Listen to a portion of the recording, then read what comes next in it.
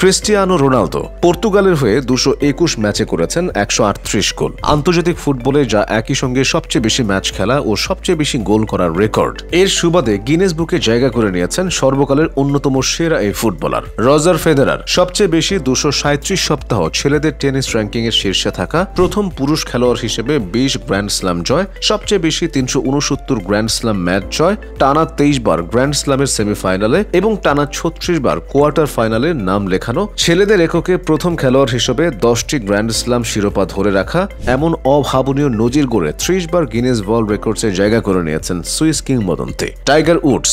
একসময় গলফের সমর্থক ছিলেন তিনি। সবচেয়ে বেশি 683 সপ্তাহ ও রেকর্ড টানা 281 সপ্তাহ ছিলেন র্যাঙ্কিং এর শীর্ষে। এছাড়া টানা 4 বার বড় টুর্নামেন্ট জয়, সবচেয়ে বড় ব্যবধানে অর্থাৎ 12 শট জয় এবং পেশাদার গলফ সফরে সবচেয়ে বেশি 82 জয়ে গিনেস বুকে নাম তুলেছেন তিনি। মাইকেল ফেলপস সাঁতার অঙ্গনের শেষ কথা তিনি।